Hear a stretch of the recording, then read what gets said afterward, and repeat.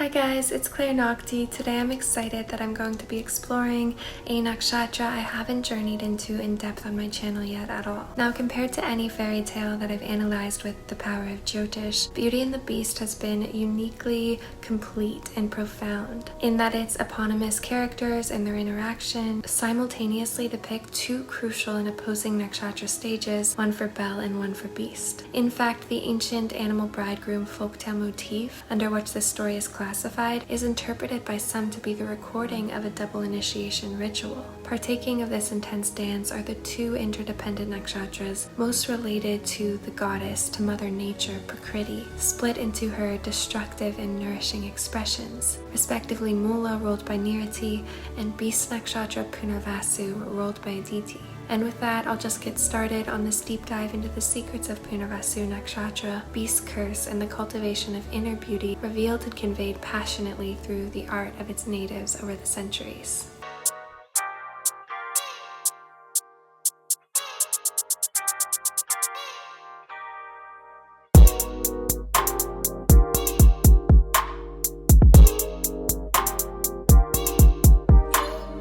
I've become a proper fairy tale troll here in Neustadt.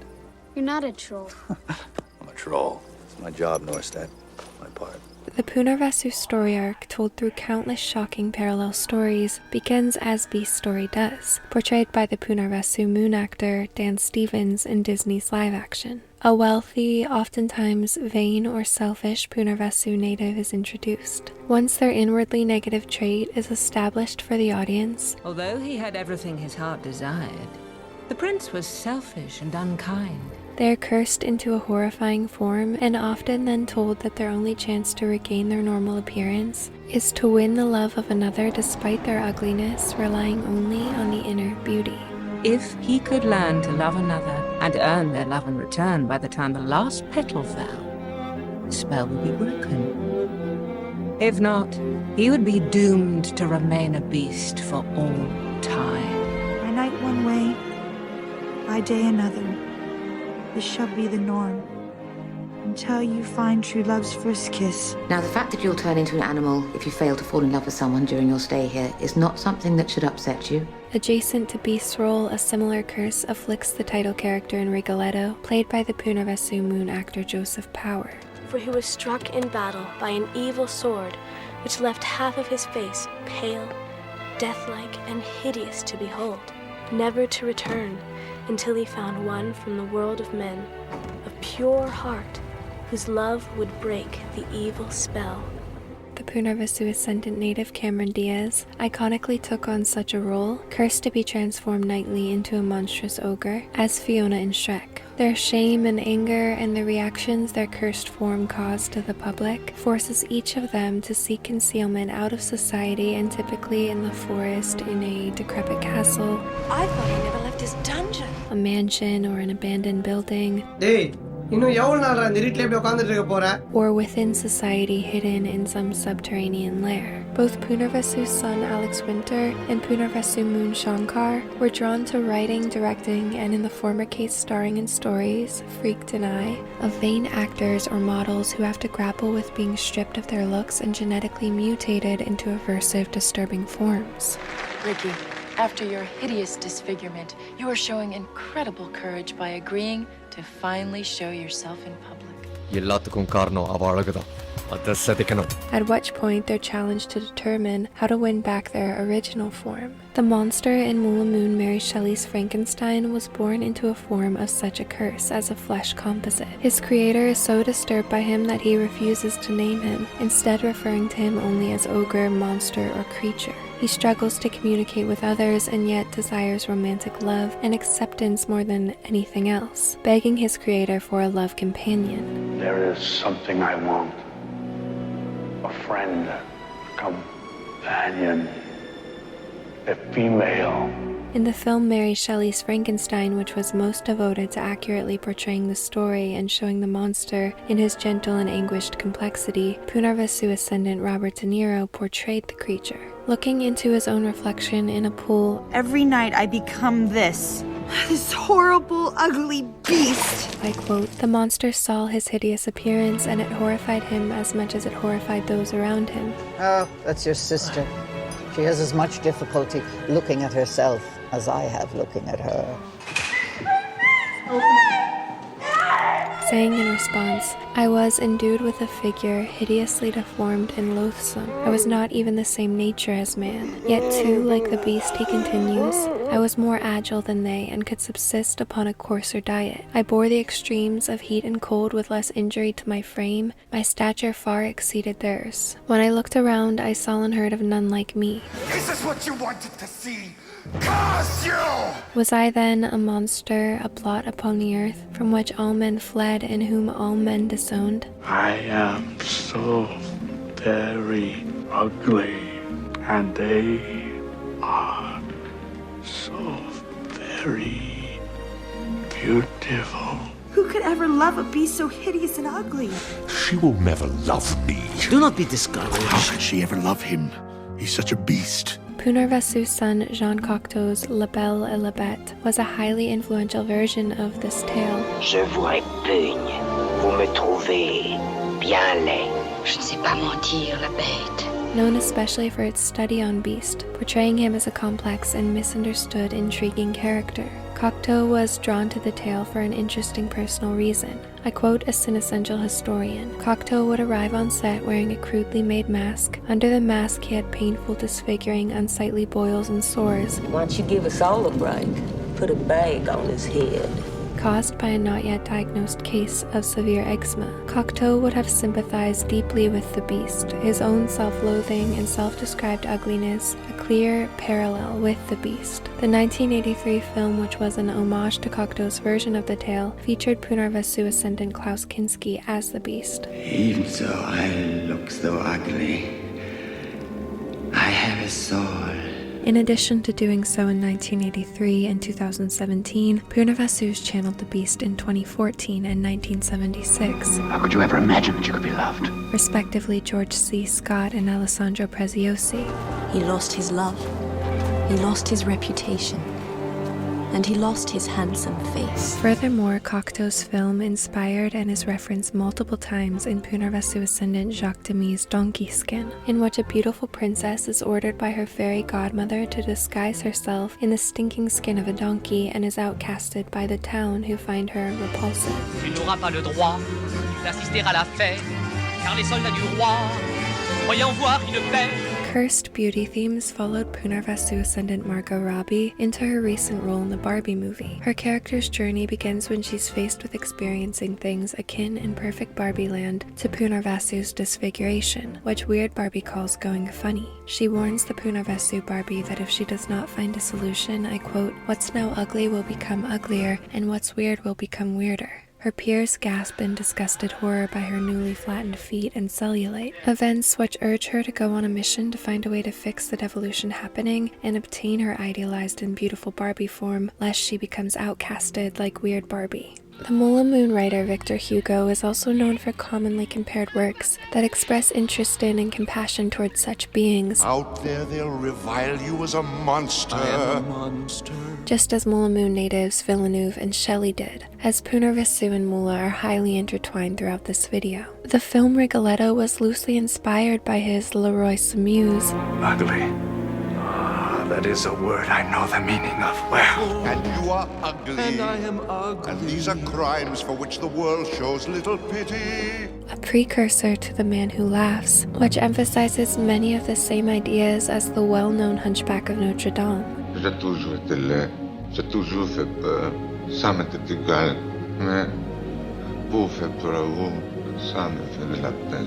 It tells the story of Quasimodo, the deformed bell ringer of Notre Dame Cathedral. In the 1956 version, said by many to be the most faithful retelling maintaining the true ending, Punarvasu ascendant Anthony Quinn plays Quasimodo. He's confined to a lonely and cursed existence in the cathedral tower due to the trouble with social categorization that his form causes. When I enter the room, laughter dies. Like in the previous stories, Mula, through Hugo, felt drawn towards bringing in a beauty counterpart to the beastly one, undisturbed by the abnormal appearance that upsets the masses. Dans un pays où tout le monde serait bâti comme toi, moi, on me jetterait des pierres. Beauty, does it bother you that I look the way I do? No, not at all. Oh, the beast. Don't call yourself that. That is what I am. I am a monster, you know. He told you that? Look at me. The act of rare kindness towards him sparks a deep and enduring love for Esmeralda and Quasimodo. Like Kong and the Beast, he becomes fiercely protective of her. Stay there! I'm coming! Hugo describes Quasimodo much like the beast and the monster, as having physical strength to pair his beastliness, comparing him to a misshapen ape. Quasimodo's unrequited love for Esmeralda, who ultimately friend-zones him, Soyons amis, la bête. Ne me demandez rien de plus. leads him to join Fiona, Lingason, Rigoletto, the Beast, and the Monster in a quest for a love that feels impossible due to their form. I would have taken care of my babies. I would have protected them. Well, you can still be a mother. It is The Hunchback of Notre Dame and Beauty and the Beast which was cited as the main influence on Shankar's eye, and these energies carried through especially heavily in that the protagonist's love in the film is played by a Moula Moon actress, Amy Jackson. Mythographer Marina Warner makes many Moula Punarvasu connections in her review of Disney's Beauty and the Beast, and the Beast character altered by Cocteau and Wolverton. She writes, Disney's designs intensified the Beast's poignancy. He's not an animal but a hairy, anthropomorphic changeling, a Quasimodo. A pitiful elephant man who deserves love only if a woman would listen to the imperatives of the heart, not the eye. King Kong is one of his lineage too, she continues, and the film makes it plain in its last words. Her mention of the Elephant Man is another Moula connection, a film following the story of a deformed man also ostracized and demonized by society,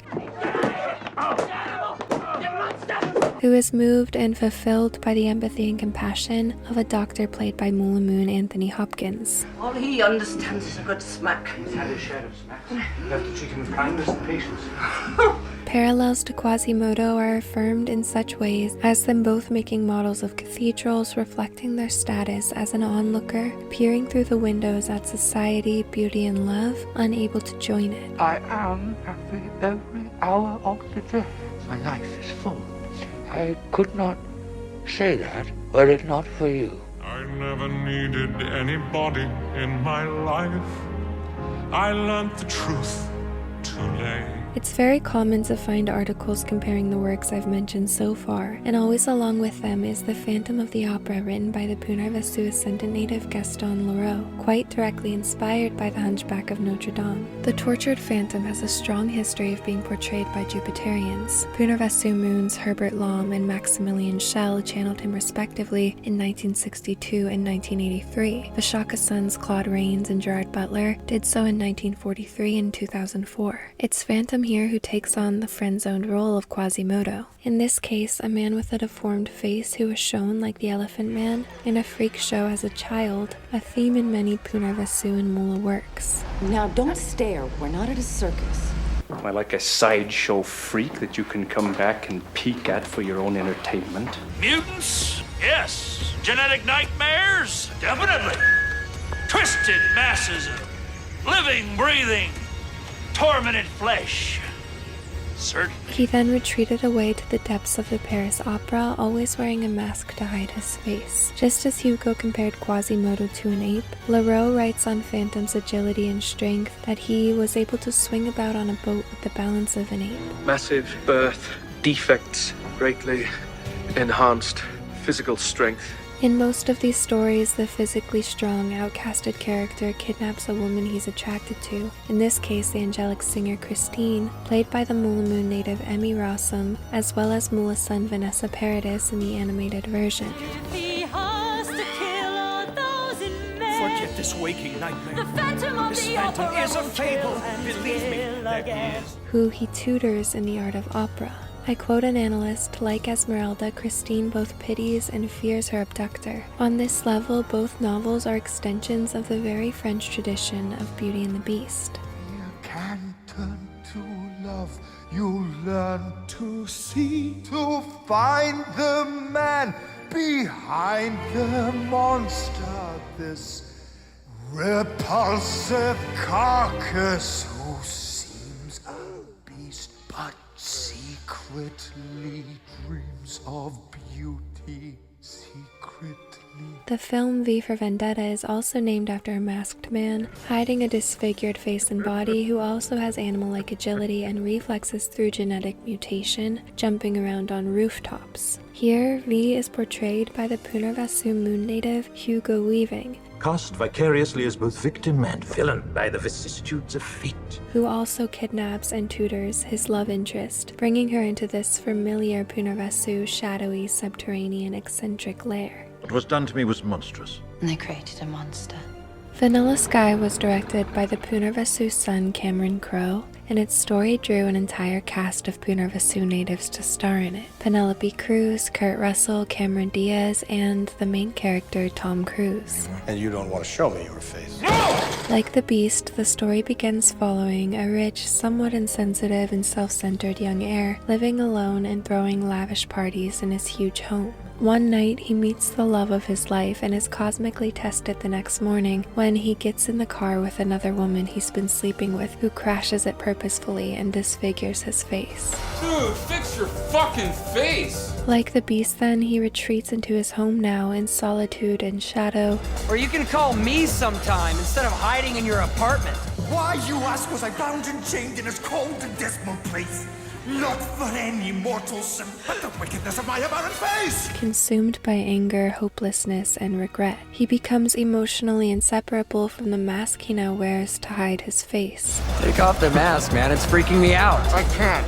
It's my face. Such a story, The Man Without a Face, captivated Punarvasu ascendant Mel Gibson enough for it to be his directorial debut. Well, we don't get a lot of live specimens at the castle, do we, Norstad?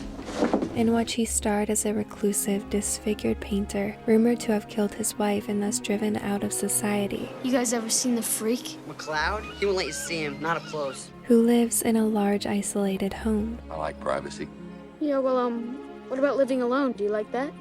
It likes me. The master desires his privacy more than anything else in life. A young boy seeks tutoring from him, finding out he's not the monster the town makes him out to be. Why did you pick this for your directorial debut? It picked me, in a way. It's hard to determine exactly why something like that occurs, but I just read the story and it jumped out. I thought I could tell that particular story well. In Mr. Harrigan's phone, a young boy is also employed by and then befriends and begins to receive a type of tutoring from a wealthy Punarvasu man in his isolated mansion. First time we read this, I didn't quite understand the title. What does it mean to you now? Why can't I read it silently? Because it's a play, Norstad. You perform it. Someone symbolically called a monster, cut off and feared by the town for his previous ruthless actions in business. I found him both terrifying and exciting. Even in his weakened state, he had power. He may have even been dangerous, but I was his friend. Rigoletto contains the same isolated setup. Bonnie will work here each afternoon as my servant. You're too cold, and you're too unfeeling. Too cold? What, you think me without feeling like a common beast? Too cold? In this case, the wealthy man living only with his servants employs and then begins tutoring a young Mula woman in music. The same goes for the rich, disabled Punarvasu native living in his vast mansion with only servants and his young Mula wife in The Big Lebowski. Even in both The Parent Trap and the live-action Cinderella, the stories begin with a solitary Punarvasu man living solely with his daughter or servants on his large estate, defined as a character by his lonely desire for a wife, and here they eventually attract K2-ruled women as well. Jesse! Don't you love it? It's just what we need. It's such a big house. The spacious, dusty, dark, and shadowy mansions Punarvasus are typically found. It was like Frankenstein's castle. Which visually emphasizes their extreme solitude, almost always also contain eccentric riches, rare books, and endless beautiful items like paintings and statues. This one is Monet. That is the real thing. His paintbrush painted the vanilla sky. Which are a first hint at the overlooked or hidden complexity of their true character. Importantly, this symbolizes their unused excess, with which their cursed state means they now have no outlet for their abundance, being cut off from sharing it with others. Their negative trait became a horrifying form. Now that horrifying form produces this heavy, dark sense of loneliness that begins to erode away their selfishness or vanity, and replaces it with an intense longing for love and connection, the opportunity to give and share their excess with another. It's wonderful. If you like it so much, then it's yours. Punarvasu is the birth of Jupiter, the spirit of the vast, the abundant planet of excess and generosity. These characters, if not in mansions, are confined to other Jupiterian spacious locations like opera houses and cathedrals, which is interesting in regards to Jupiter's rulership over the ether element of space. In this way, as I'll explore as I go, all of this is highly symbolic for the initiating impulse of Jupiter here, in its first chance to express itself in time and space. A thread between many of these stories is the punishment suffered by the characters, especially when their attempts at goodness are met with misinterpretation and condemnation. When I say we kill the beast! Despite their genuine intention, their benevolent action is twisted and misunderstood by those around them. It's then typically a mob which rallies to attack the individual. Hounded out by everyone, met with hatred everywhere. No kind words from anyone, no compassion anywhere. Frankenstein's monster was shot after saving a girl from drowning, an exact storyline that they included in Rigoletto. Only after beating him nearly to death and destroying his home do they find a checkbook revealing he'd also been anonymously sending each of them checks to heal their children of issues or ailments. Broken femur? $700.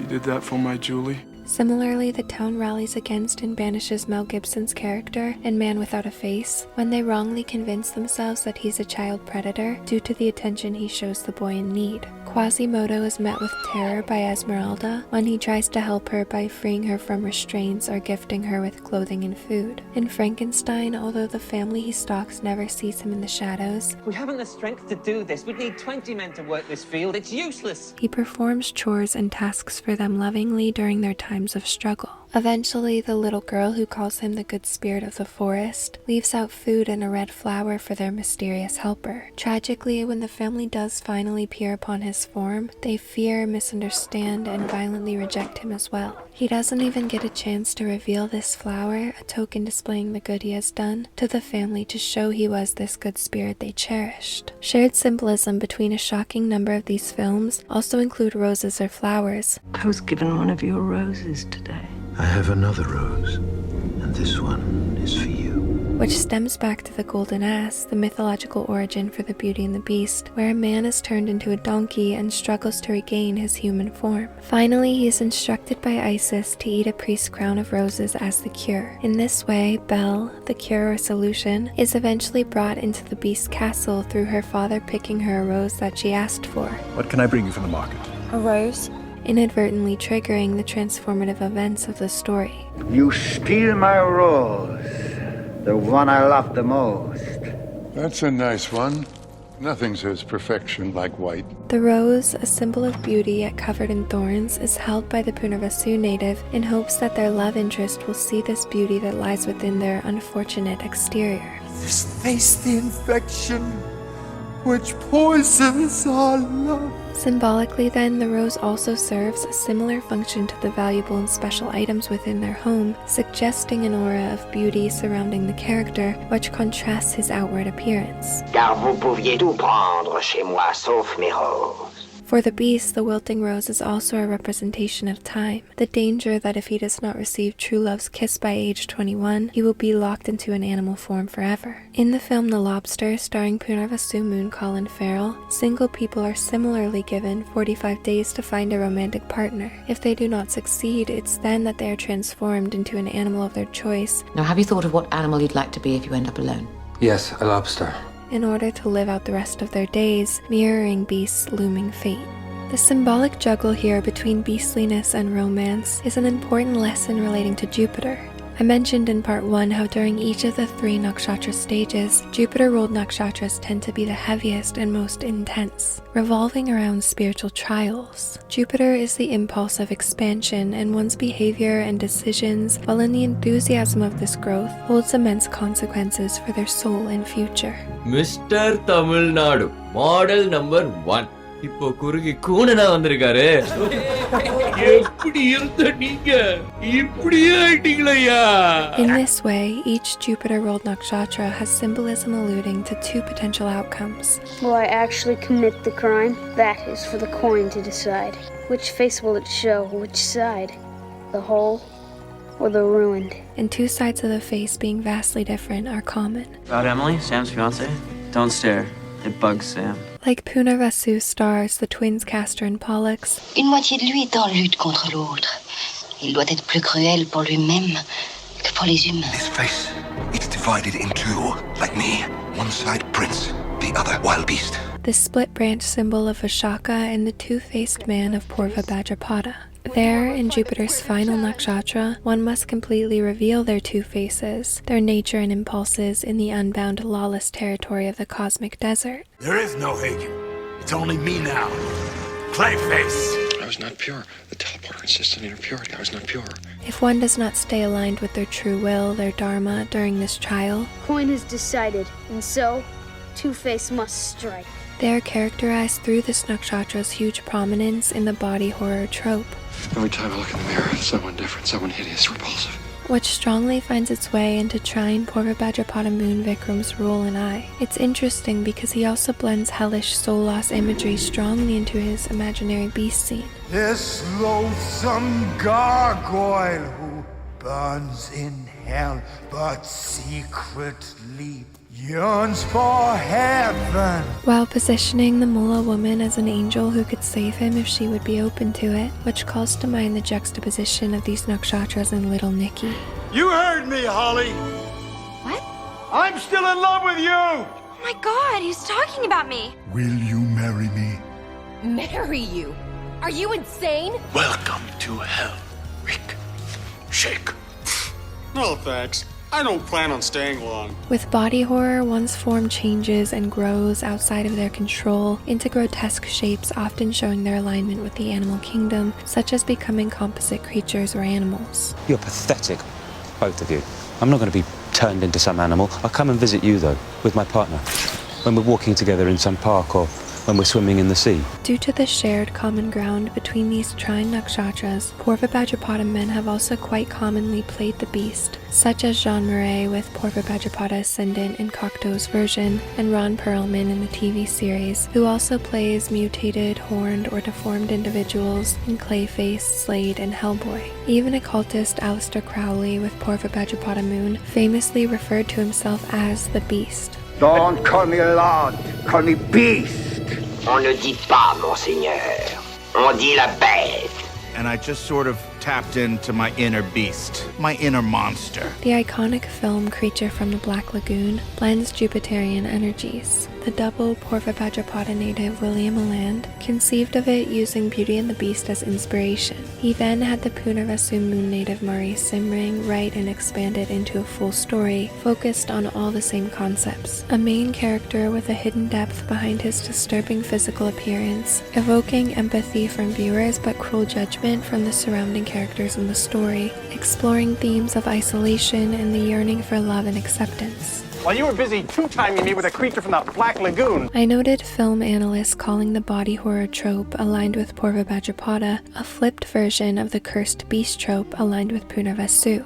Did he tell you I used to be pretty? Not model pretty, but I used to get compliments. The devolving transformation, symbolizing or grappling with soul loss, tends to be the end of Purva Bhadrapada films. If I were in your shoes, I would not be ogling the naked woman, but the horse. I'm sure that horse was once a weak and cowardly man just like you. But it marks the very beginning of Punarvasu's story, as he grapples to regain his humanity and evolve, feeling repentant and desirous for improvement. Ich möchte so aussehen wie früher. Ich möchte genauso aussehen wie früher. As a nakshatra fixated on renewal and the ascension out of deviancy rather than the grasp for the true will while in the devolution into it. In this way, the dark night of the soul and the hope and importance of making it through is shown by Purva Bhadrapada's single beam of light symbol. Punarvasu, on the other hand, has a meaning as the return of the light, the movement from darkness to light. You had an accident. It's true you were disfigured, but not anymore. They did fix your face. Take off that mask, David. How bad is it? Your ears are in the right place, and the rest of it is not too bad at all. Since all of Jupiter's nakshatras relate to releasing binds or limitations in order to allow for major growth and change, it leads to the potential lack of restraint, indicating a removal from society or a loss of humanity entirely. Saying I'm an insect who dreamt he was a man and loved it. But now the dream is over. If you could just help me to look halfway human again. I'm not an actor anymore. I'm not even a man. This can be understood more in that Yama is the god of restraint, and it's he who determines who can be human and who will be an animal. Abnormalities are addressed by the Mula force of reality. What are you gonna do to me? I'm going to kiss you. Mula's relation to Purva Bhajapada is something I'll explore more in the next and final video in this series, but in relation to Punarvasu, it's the path of return they follow for redemption and repentance, epistrophe. While in the thralls of expansion and excess, one is locked in a cursed state when they cannot find a proper transformative outlet for this surplus sexual energy. Please take advantage of the handy subtitles for the culturally illiterate. Into this breathing world, scarce half made up, I have no delight to pass away the time. This is where the concept of the healing power of true love's kiss arises. We've heard the tales since we were young, heard the songs that have been sung about an evil spell. Someone beautiful is cursed. We feel sad through every verse till a kiss and all is well. What happened to Polly? What needs to happen? No one's ever gonna kiss her, man. I've many times explored the following. Jupiter is the husband amongst the planets, traditionally healed by his wife, the cremation fire goddess Tara, who is the Ketu avatar of Vishnu, and whose Bija stream literally means woman. Tara, who denotes the access to the force of the feminine to drain, grow, and transform excess energy, is the healer to the cosmic husband's peril. Everything I possess is yours. Exprimez au moindre caprice. So it's essentially chanting women, women, women, which heals Jupiter because it needs someone who it loves, who loves and accepts its love in return for its abundant energy. The emphasis on this test is stronger for men in these tales, as Jupiter is traditionally a masculine planet, relating to this crucial task of finding a concentrated defined outlet and vessel for one's overflow.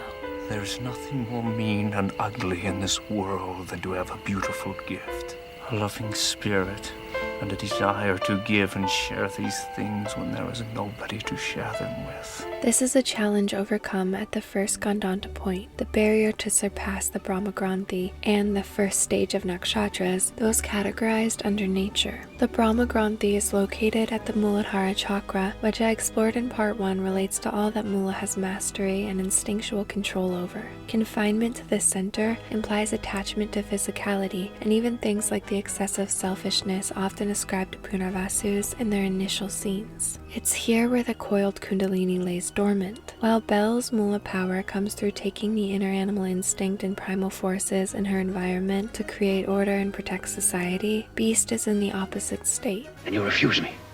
Yes, I refuse you. The animal body overwhelms and traps him, locking him out of society.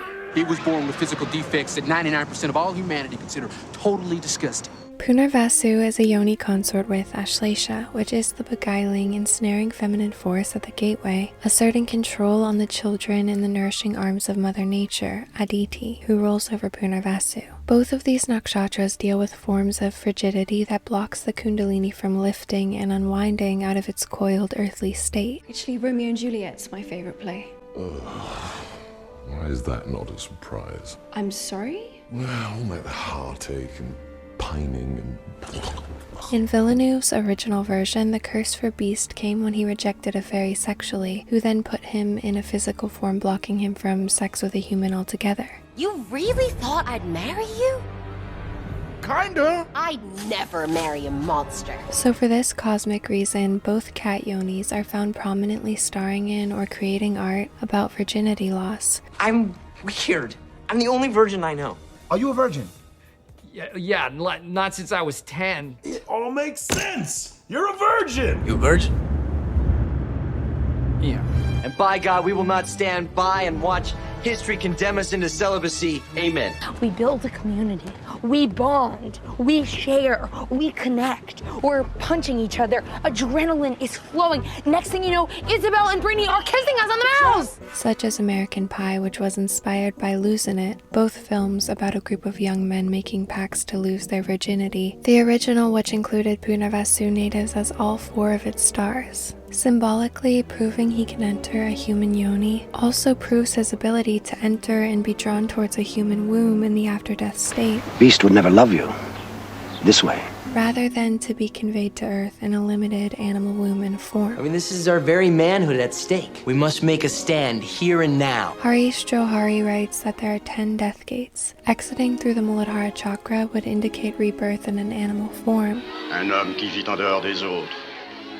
Au-delà de la vie, loin des femmes, ignoré et peut-être méprisé des femmes, certains êtres comme ceux-là, la nature leur tend de très horribles pièges. But reaching cosmic Magha indicates the attainment of human ancestors. So Punarvasu, in dealing with being cut off from romance and sexuality and trying to overcome that, is then symbolized by his struggling with his isolating animal form as he strives to rise upward out of this squeezing grip of Mother Nature and into civilization. We knew that they knew everything about us, and that we couldn't fathom them at all. To access Magha in the procreative civilization stage 2 of nakshatras, one must move into beginning to direct the sexual energy outward, surpassing the coldness of symbolic virginity, marked by Punarvasu's need to reunite with the opposite sex as an act of return after the separation of the sexes that occurred in the fall from the garden in Ardra. Lead me, save me from my solitude.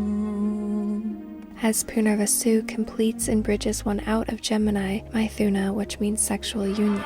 Now I want to live like all the others. I want to have a woman and walk with her on Sundays.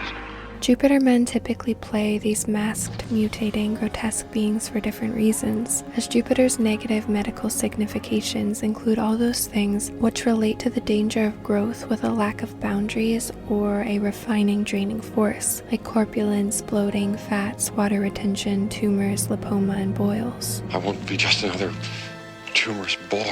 The same appearances, then, are those which indicate his trouble being integrated, classified, and ordered in society, and thus treated as a piece of unbound nature, just as Beauty and the Beast was originally inspired by a man with a disorder causing his body to be covered in hair growth, for which he was called the Man of the Woods. Tara, K2, is the cremation fire who burns Jupiter's unused excess. I just want to make sure that the first person who kisses you loves you. Saves people from their own grotesqueness. Richest, creamiest fat in the world.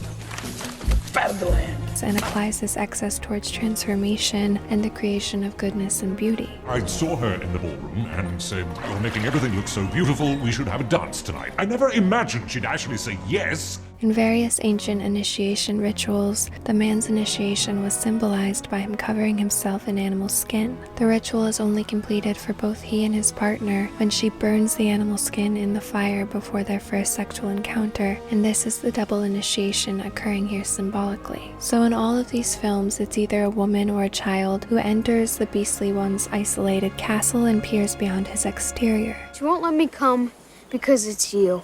That's why. They don't know you. People are afraid of what they don't know. Ce monstre est bon. It's they who realize the potential the Jupiterian is capable of giving to another, given the chance for refinement. Ces diamants sont peut-être du diable. Rassurez-vous, mon père, et gardez-les. Je vous les donne. This is because Jupiter's abundance and protection is cosmically meant for women and children, and so they are his saviors, as well as K2-world natives who partake cosmically of this Stree woman power. God give me courage to show you, you are not alone. You're the most beautiful person that I've ever known. You don't mean that. Beautiful. Just thinking it's weird. What? You know, I can't see your scars anymore. I can hardly even tell they're there. Ancient notes on Jupiter-world nakshatras also shed light on how his healing is intertwined with gaining the receptivity of women or a wife. All my life been so polite, but I'll sleep alone tonight. Of Purvabhadrapada, it's written that it is Sri Jita, translated as subdued or controlled by the wife or women. Il n'y a ici de maître que vous. Punarvasu is described as being Kamukaha, translated as longing for sex.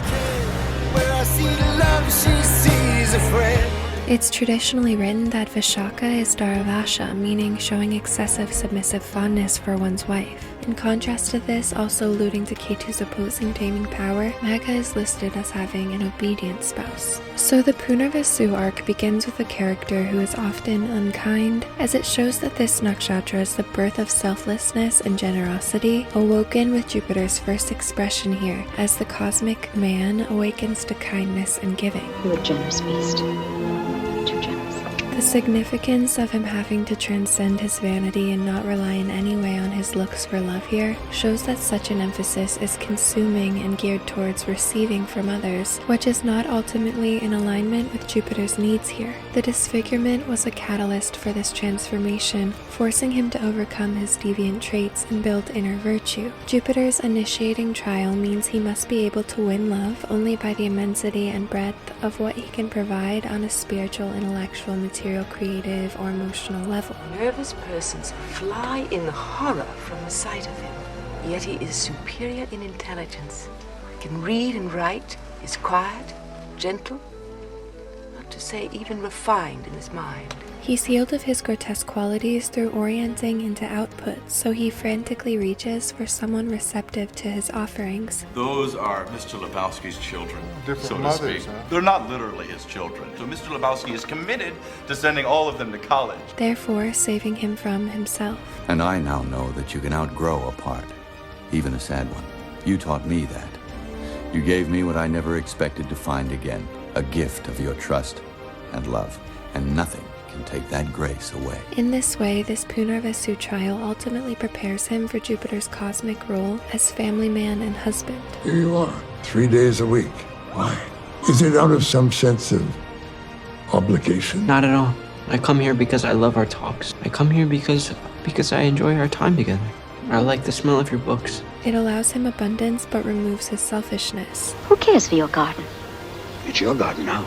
Primes him for desiring to give generously, to be refined and civilized by the influence of those he offers himself to. Et je devine que vous faites l'impossible pour essayer de me faire oublier votre laideur. And fuels him with protective physical power. Aditi's tantric form, Bhuvaneshwari, is correlated to the Jupiter avatar of Vishnu in Dodala Tantra. In summary, everything about Punarvasu signifies innate Jupiterian abundance on all levels and the potential of the growth principle of nature as well as the struggle of boundlessness. They dwell in vast mansions surrounded by luscious flowering gardens. They possess expansive libraries or powerful musical skill correlating to their broad minds. Yet the mansion sits in shadow unused. The books collect dust, the roses go unseen, and the music goes unheard. I gave you my music, made your song take wing,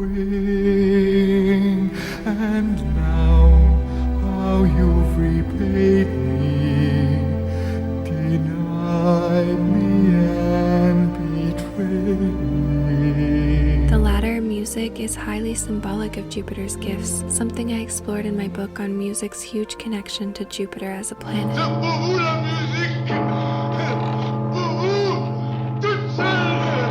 Even the body is expanded, oversized, and capable of providing protection. However, instead of enjoying such excess, he's completely trapped by it. In body, mind, and home, his strange largeness actually separates and isolates him from others. He's lost in Jupiter, the spirit of the vast, surrounded by space and yet suffocated by it. The masculine principle divided from the feminine in Ardra and then experienced immediate uncomfortable anabolism. The combination of being under the nourishing principle of growth and being blocked from the limiting relief of exchange with others leads to such a situation. The division of the sexes of Maithuna allowed for sexual union to exist. Punarvasu is the first stumbling attempt towards reconciliation with the opposite sex, for men or women, and all the challenges and need for adaptation that come with that. I have love in me the likes of which you can scarcely imagine.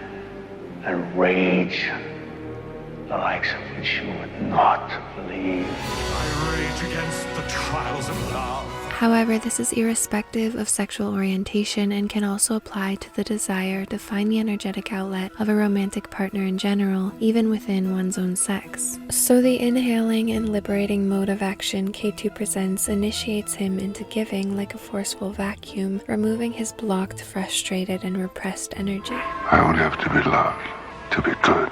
For the sympathy of one living being, I would make peace with all. She sees the potential in this gentle and tortured being of excess, despite the unregulated, surreal, and misshapen appearance that comes from his boundlessness. The draining and healing interaction helps him to transcend those parts of himself he feels are not quite human, which refines and civilizes him for entry into society. I'd be tender, I'd be gentle, and awful sentimental regarding love and art, just because I'm presuming that I could be kinda human if I only had a heart. Jupiter is Mul Trachona in the Mula portion of Sagittarius, where his excess is balanced in the correct way, just as he is exalted in the highly austere Saturnian Pushya. All of these contemplations on stored or hoarded accumulated excess are also interesting in regards to Punarvasu, having been present in my survey of the top 4 wealthiest nakshatras. That's how you see me? Maybe I didn't have enough money. Originally confined to the animalistic Muladhara ego, rooted in physicality and acquiring wealth. When I first came to the throne, I believed only in riches and power and pride. I did not believe in love. Because of this, I was cursed and forced to assume the shape of a hideous beast until a beautiful woman freely would consent to marry me. The Punarvasu native now realizes his cosmic purpose to direct this disorganized, surreal, bodily, and material abundance towards nourishing and protecting sacred purity, truth, and beauty. Beauty and the Beast. Khan could have stayed safe where he was, but he couldn't stay away from beauty. The Mula Keter force. He lets his captive free, allowing her to now lead, yet never wavers in his desire to devote to and protect her from the shadows. You won't find any more locked doors here. Throughout these tales, Punarvasu is often likened to a living gargoyle. Gargoyles are composite creatures, and Punarvasu characters are frequently given animal-human hybrid names or roles. What are you? I'm a Mog. Half man, half dog. I'm my own best friend. I am Ortiz, the dog boy, leader of the freaks. The Beast Boy! The name for a gargoyle who does not spout water is a grotesque, and literary grotesques are considered characters who induce both empathy and disgust. Frankenstein's monster is a primary example. Il me donne quelquefois l'envie d'éclater de rire. Mais alors, je vois ses yeux. Ils sont si tristes que je détourne les miens pour ne pas pleurer. In literature, I quote, the reader becomes piqued by the grotesque's positive side and continues reading to see if the character can conquer their darker side. You probably got a lot of people feeling sorry for you because you're such an ugly son of a bitch. But not me, because I know what you are on the inside. Nothing but a cheap crook.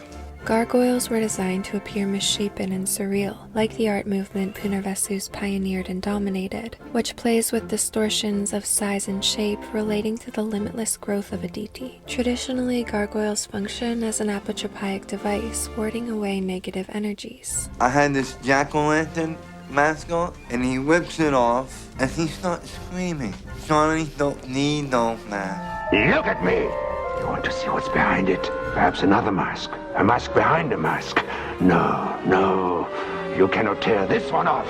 That's me. And Polly could be Minnie Mouse. And then everyone would hug her and kiss her and love her, and no one would know what's inside that big giant head.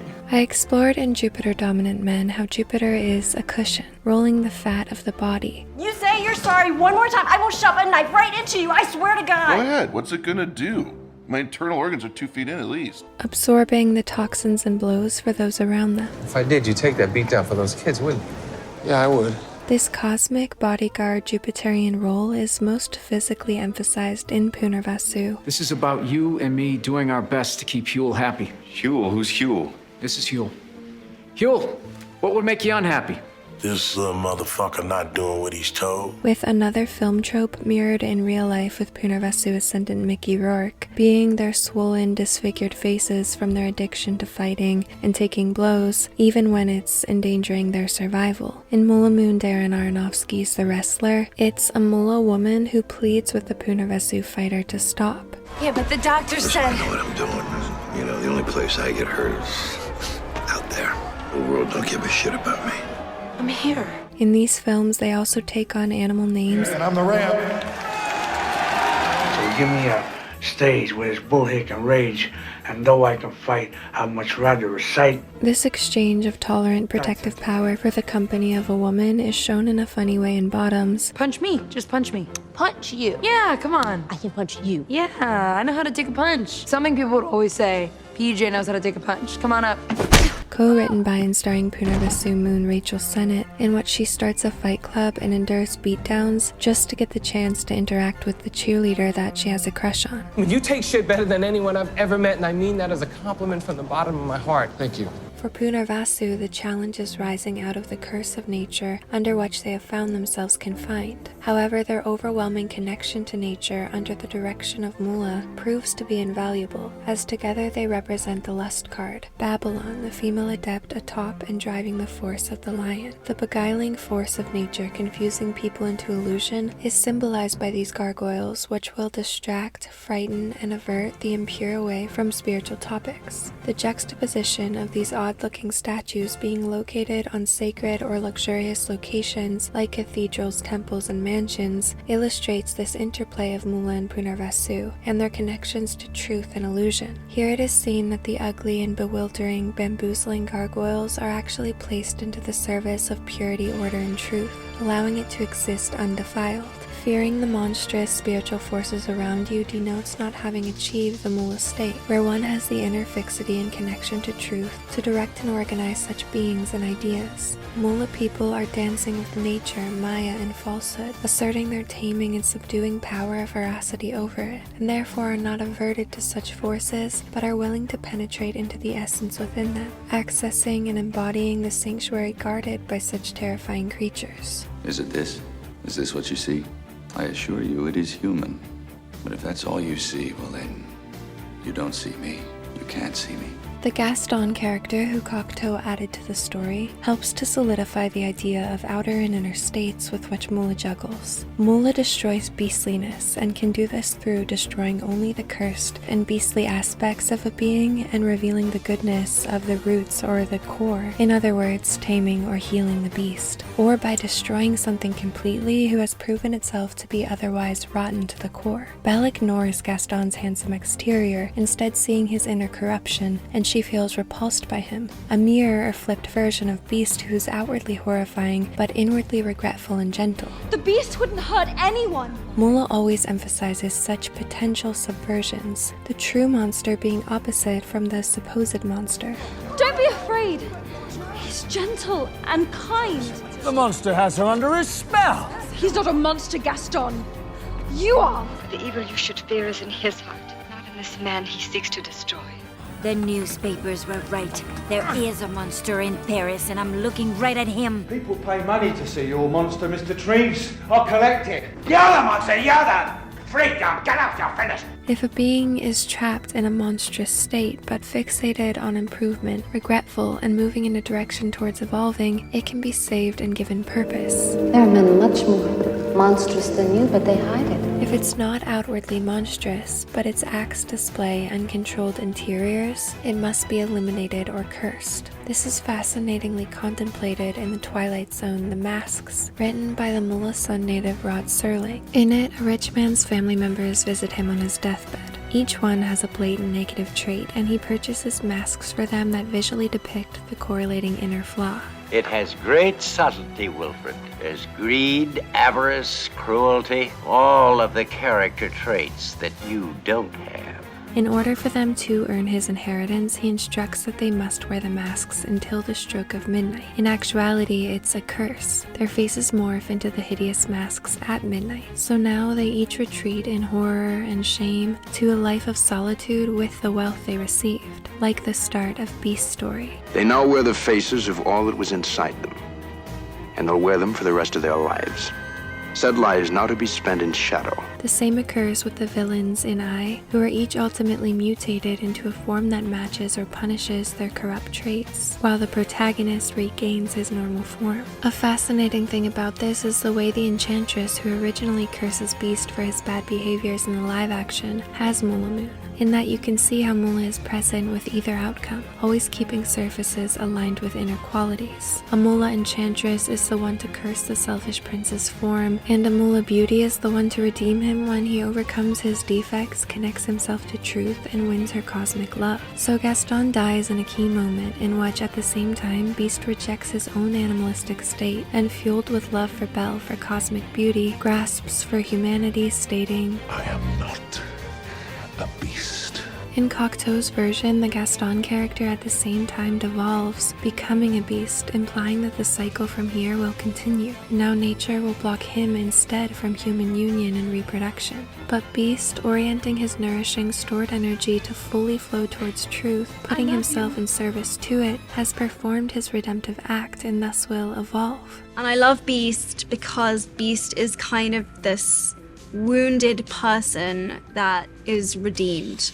And I think that's really beautiful. In countless other Punarvasu films like Johnny Handsome, Phoenix, Vanilla Sky, You'll see your face is perfect under there. Freaked, That's better. Rigoletto, and I, through either surgery, healing, magic, dream technology, or some other means, Now, Herman, no, it's not a mask. It's really you. It's amazing. From one lousy bolt of lightning. You people did a terrific job. after their lesson is integrated and their inwardly beautiful qualities are cultivated, they experience outer renewal as well. I still feel like I'm wearing a mask. Belle cries for him, acknowledging his true goodness, and therefore he arises magically, his gargoyle-like surreal form, experiencing one translation of Punarvasu, to reorganize or reorient, and he sheds his beastly aversive form once and for all. La bête n'est plus, c'était moi, belle. I could only be saved by the love of a woman. His confinement to an animalistic state blocks their union no longer, so only now can she accept and embrace him sexually and romantically, and they kiss. At the same time that Beast experiences fulfillment, so does Belle. The brave Mula obtains the rose the Punarvasu holds, of which no one else was willing to reach for and grab due to his exterior. Just as Aditi's Punarvasu power is to bring moistness to that which is dry, here Mula's dryness is quenched. Mula alone proves to be worthy of directing this extreme corpulent physical protection, along with gaining the appeasing, bolstering gifts stored in the birth of Jupiter, like the riches and magic of the Beast, the philosophy of V, the wealth and literary knowledge of Mr. Harrigan, the artistic guidance of MacLeod, or the musical skills of Rigoletto or Phantom. Through their sacred interaction, balance and harmony is securely restored. Through his devotion to reorienting himself with the force of truth and beauty, Punarvasu experiences its full rejuvenation, its journey from darkness to light, powerfully and tangibly bringing the understanding of this nakshatra's ultimate meaning as the return of goodness. I hope you enjoyed the video. If you did, please don't forget to let me know in the comments or through hitting the like button. I've been putting out a lot of short form videos and blog posts, and with more extra content on my Patreon than ever before. So to see all those exclusive findings, as well as to support my research, please consider becoming a patron. Thanks to all my Revati level patrons listed on the screen, and a special thank you to my Abhijit level patrons: Ashley De La Cruz, Maddie DRX, Stephanie Cruz, Teresa Green, Samia Hogan, Ray, Crystal Perales, E, Eric Linden, Jazz, Nikki, TTHP, Tanya Allen, William Rivera, Ryan Loden, Afia Vassal, Aleb X, Alex Durin, Alpha Hydra, Andre Plays Piano, Anna R, Monica Lewandowski, Antoine Sharp, Murti, Ashley Rose, Bella, Juliana Sanz, Christina Solano, Aaron Shade, Andre, Cozy, Christina Chagola, Ed Peterson, Emily Moon, Avanya, Haya, October Ayana, Honey, Instant Numerology, Joanne Schultz, Sergey Polavenko, Carl Wilden, Kenneth Tran, Masha, Maya, Natalia Warmly, Nexus, Sella the Hermitess, Jess Weigel, and Miranda. Thanks so much for watching, and I'll see you soon.